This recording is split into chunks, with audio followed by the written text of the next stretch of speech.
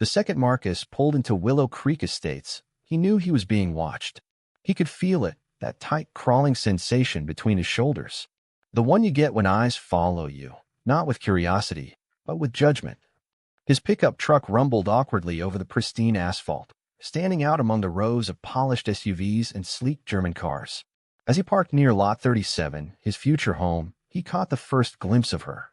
Across the street, hands on her hips, white tennis skirt, blonde bob tucked under a designer visor. Linda Parker. Everyone around here knew Linda. PTA president, neighborhood watchdog, the kind of woman who saw herself less as a neighbor and more as a sheriff guarding the gates of her community. She stared at Marcus like he was a stray dog that had wandered somewhere it didn't belong. Marcus stepped out of his truck, shoulders back, head high. He refused to shrink under her gaze. Not today. Not after everything he'd fought for. The long nights working construction, the overtime hours, the sacrifices. This house was the beginning of something new. But Linda didn't see a man buying his first home. She saw something else. Without even pretending to hide it, Linda pulled out her phone. Marcus didn't need to guess what she was doing. He saw the way her thumb hovered, the way her lips pressed into a thin line. He could almost hear the 911 call forming in her head. There's a suspicious man in the neighborhood. He shook his head and walked toward the real estate agent's office set up inside the house. Every step felt heavier than it should. Inside, Sharon, the realtor, flashed him a bright, overly rehearsed smile. Marcus. So glad you could make it, she chirped, voice a little too high, a little too eager, like she could sense the tension crackling outside. As they started the final walkthrough, Marcus couldn't help but glance through the large bay window. Linda was still there, pacing now, gesturing to her phone, glaring at the house like it was infected. Sharon noticed his glance and gave a tight, uncomfortable laugh. Don't mind the neighbors, she said quickly. It just takes some people a little while to adjust. Marcus didn't reply. He'd heard that one before. They moved from room to room, hardwood floors gleaming, fresh paint catching the afternoon light, but the feeling of being watched never left him. It gnawed at the edges of his excitement, poisoning the moment he had dreamed about for years. When they reached the backyard, Sharon's phone buzzed. She glanced at it, frowned, then muttered an apology and stepped away to take the call. Marcus leaned against the railing, staring out across his future backyard. He tried to picture family barbecues, lazy Sunday mornings, kids laughing in the grass. But all he could see was Linda's angry face burned into his mind. 5 minutes later, Sharon returned, her smile thinner now, her eyes darting toward the front yard. So, small thing, she said carefully, voice dropping. It looks like someone called security. Marcus blinked. Security? For what? Sharon shifted awkwardly, smoothing her skirt with trembling hands. They just want to verify you're supposed to be here. Marcus laughed, a short, humorless sound. He held up the keys, dangling them between 2 fingers. Thought these were enough, he said. Sharon flinched like she wanted to say something, but didn't. Before Marcus could respond, a black SUV with flashing yellow lights pulled up outside the house. 2 uniformed security officers stepped out, hands resting lightly on their belts. The first one, a tall man with a thick mustache, called out, Sir, can we have a word with you? Marcus didn't move for a moment. He just stood there, staring across the street at Linda, who was watching from behind her white picket fence, a triumphant smirk tugging at the corner of her mouth. Marcus exhaled slowly. This was not how today was supposed to go. Not at all. Marcus stepped off the porch slowly, hands raised slightly, not enough to look guilty, but enough to say, I'm not here to cause trouble. The security guards approached. One stayed near the SUV, the other, the one with the mustache, came closer, flipping open a small notebook. Name, the guard asked, pen poised. Marcus Bennett, he said, voice calm. And what brings you here today? Marcus pulled out the realtor's business card and his ID, holding them out carefully, like he was dealing with a wild animal. This is my final walkthrough before closing, he said. House number 37. The guard took the card and ID, squinting at them. For a long, awkward moment, the only sound was the quiet buzz of cicadas and the distant squeal of sprinklers. Marcus could feel the neighbors watching. Curtains twitching, doors creaking open just a crack. A show just for them. The second officer, still by the SUV, spoke into his radio, too far away for Marcus to hear what he was saying. Finally, Mustache Guard handed back the ID. "All right," he said, voice clipped. "Got a call from a concerned resident. Said there was someone suspicious." Marcus couldn't help it. He raised an eyebrow. "Suspicious how?" he asked. The guard didn't answer. Maybe he didn't know. Maybe he didn't want to say it out loud. Marcus forced himself to stay calm. He'd been here before. Different town, different faces, same story. "You can call Sharon inside," Marcus said, nodding toward the door. "She's the realtor." The guard hesitated, then gave a slight nod and headed inside. Marcus stood there, alone on the perfect green lawn, feeling the weight of invisible chains wrap around him. Across the street, Linda leaned casually against her mailbox, phone still clutched tightly in her hand. When their eyes met, she didn't look away. She smiled. Marcus turned his back on her, heart pounding. He didn't trust himself to keep his face neutral any longer. 2 minutes later, the guard came back out, followed by Sharon, whose face was pale and tight. "Sorry for the confusion, Mr. Bennett," the guard said stiffly. "You're free to continue." But the damage was already done. The whole neighborhood had seen it. Him standing there like a criminal, security interrogating him, neighbors whispering behind curtains. Marcus nodded once and headed back inside, jaw clenched so tightly it hurt. Inside, Sharon wrung her hands nervously. I'm so sorry," she said, voice low. "This is not normal. I swear." Willow Creek is usually very welcoming. Marcus stared at her for a long moment. "Yeah," he said. "I can tell." Sharon opened her mouth like she wanted to argue, but stopped herself. She handed him a clipboard with the inspection checklist. "Just a few things to sign," she said weakly. Marcus took the clipboard, flipping through the pages without really seeing them. His mind was somewhere else, racing ahead, trying to figure out if he could even live here. If this was how it started, what would it be like after he moved in? Would his kids be safe playing outside? Would he have to worry every time he went for a jog or pulled into his own driveway? Was it worth it? He barely noticed when Sharon's phone buzzed again. She glanced at it, grimaced, and silenced it quickly. Another call.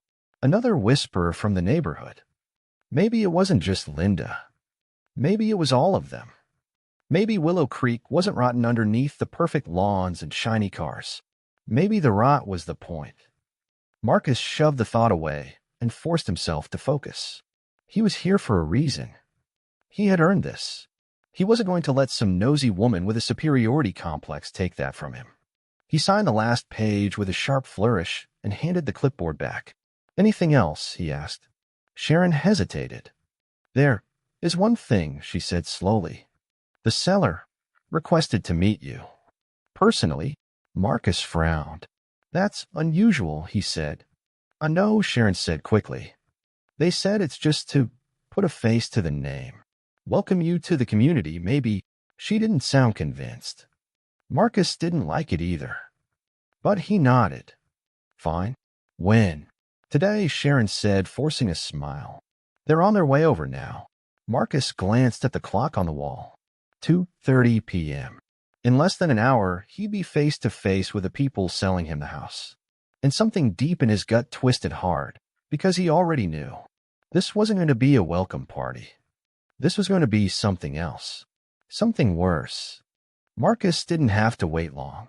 At exactly 2:55 p.m., a black BMW pulled up to the curb, tires crunching softly over the perfect gravel lining the driveway. Two people got out.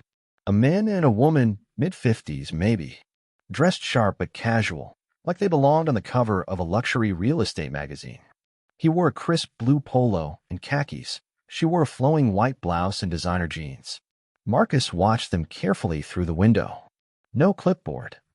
No welcoming basket. Just tight, guarded smiles. Sharon fidgeted beside him, smoothing her skirt again for the 100th time. "They're the Mitchells," she whispered. "Original owners." Marcus nodded once, steeling himself. He opened the door before they had the chance to knock. "Mr. and Mrs. Mitchell," he said politely. The man smiled, a tight, brittle thing that didn't reach his eyes. "Marcus, right?" he said, reaching out for a handshake. Marcus took it. Firm. Professional. The woman hung back slightly, clutching her handbag like it might jump out of her hands. We just wanted to meet you, Mr. Mitchell said, glancing around like he was making sure no one was listening. You know, make sure you're a good fit for Willow Creek. Marcus stiffened. A good fit, he repeated, voice even. Don't take it the wrong way, Mrs. Mitchell said quickly, flashing a strained smile. It's just, we worked really hard to build this community. Everyone here did. We like to keep things a certain way. Marcus said nothing. He didn't have to. The meaning hung there between them, thick and ugly. Of course, we're not saying anything personal, Mr. Mitchell added hastily.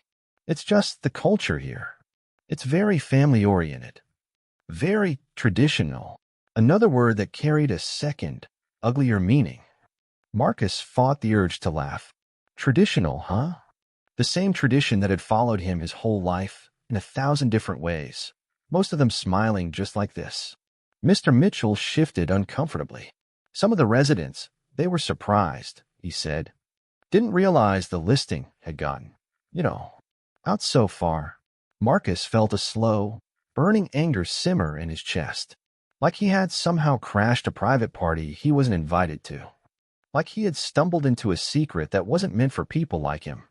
He smiled, but it was cold, sharp. I see, Marcus said. You wanted someone who would fit in, someone like you. Mrs. Mitchell's smile faltered. Mr. Mitchell cleared his throat. We just want what's best for the community, he said lamely. Marcus let the silence stretch out, just long enough for it to get uncomfortable. Then he stepped back and held the door wider. Don't let me keep you, he said. Your house is sold. Your part's done. For a moment, neither of them moved. Then, stiffly, Mr. Mitchell nodded. Good luck, he said. And somehow it sounded like a threat. They turned and walked back to their BMW, heads high. Marcus stood in the doorway, watching them go, jaw tight. He could feel Linda still watching too, standing across the street, pretending to be interested in her mailbox. This wasn't just about the Mitchells. It was the whole place, the whole rotten system. Marcus closed the door quietly behind him and leaned back against it, heart pounding. He hadn't even moved in yet, and the neighborhood had already decided he didn't belong. But deep down, a stubborn fire burned. Maybe he didn't fit in. Good. He wasn't here to fit their mold. He was here to break it. Later that night, as Marcus sat alone in his apartment, scrolling through his phone, a notification popped up. Anonymous tip, Willow Creek Estates Facebook group. Frowning, he clicked on it. At first, he thought it was a mistake. But then he saw it.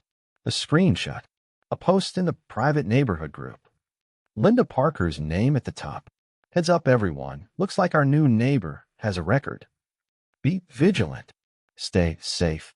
Below it, dozens of comments. Thumbs up. Laughing emojis. A few thinly disguised racial slurs.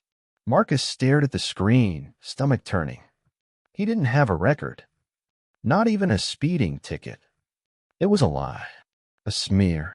And the whole neighborhood was eating it up. He closed the app, heart hammering, rage flooding his veins. This wasn't over. Not by a long shot. If they wanted a fight, they just got one. The next morning, Marcus woke up to a different kind of silence. It wasn't the peaceful quiet of a fresh start. No, it was the kind of silence that crawls under your skin, that makes you feel like you're being watched from every angle. The kind that makes your breath feel just a little too heavy. His phone buzzed. Another message. Another anonymous tip. This time it wasn't from the Facebook group. It was a private message. You don't belong here. Stay away from Willow Creek. It was signed with just a letter L. Marcus had no doubt who it was. Linda. He shoved his phone back on the nightstand, fingers curling into fists. But this time, he wasn't going to let it slide. He couldn't. He'd already been pushed too far. He spent the rest of the morning trying to shake the feeling that the entire neighborhood was against him. He called the real estate office and asked if he could get a list of anyone who had access to the neighborhood Facebook group. He needed to know who was spreading lies about him, who was trying to turn the whole place against him before he even moved in. No one could give him a straight answer. But he could already feel the tide turning. And it wasn't in his favor. By the time he drove to Willow Creek later that afternoon, his nerves were shot. Every time he turned onto the street, He half expected to see someone standing in their driveway, waiting for him to slip up, waiting for him to fail. He parked in the driveway of his new house, took a deep breath, and stepped out. The neighborhood felt different now, quieter, somehow, like it was holding its breath. Just as he was about to head inside, the front door of the house next door opened. It was Linda. She stepped out onto her porch, arms crossed over her chest, eyes cold. "Looks like you're staying," she said, her voice dripping with something cold, almost venomous. Marcus didn't say anything. He wasn't going to give her the satisfaction of a fight. But Linda wasn't done. "I saw you didn't take my advice," she said, taking a slow step forward. "Maybe you should have listened. There are people around here who don't take kindly to outsiders." The word stung like a slap to the face, but Marcus refused to flinch. He stood there, meeting her gaze, every muscle in his body tense. "I'm not going anywhere," he said quietly, his voice even, but with a hard edge. Linda smiled, but it wasn't a smile that made him feel welcome. It was a smile like a predator spots its prey. "We'll see about that," she said, before turning and disappearing back into her house. Marcus watched her go, his blood boiling. He could feel the weight of her words sinking in. This wasn't just some small-town rivalry. This was something deeper, darker. He wasn't just the new guy anymore. He was an intruder. But as the sun set that evening, Marcus made a decision. He wasn't going to let her, or anyone else in this neighborhood, make him feel small. He'd fought too hard to get here. And he was damn sure he wasn't going to back down now. The next day, he went to work. This time, though, he had a plan. He didn't want to just sit back and let Linda and her friends tear him down from the shadows. He was going to confront it head-on. But he wasn't going to do it alone. He reached out to a few friends from his old neighborhood, people who knew the grind and weren't afraid to stand up to people like Linda. People who understood what it felt like to be judged, to be treated like you didn't belong. They told him they'd be there, no matter what. By the time he returned to Willow Creek that evening, his resolve had hardened. He didn't even flinch when he saw Linda's figure in her front yard again, arms crossed, watching him like a hawk. He didn't care anymore. He stepped out of the truck and walked toward her, shoulders squared, face determined. "Linda," he said, his voice firm, "I think we need to talk." She raised an eyebrow, but didn't move. "About what?"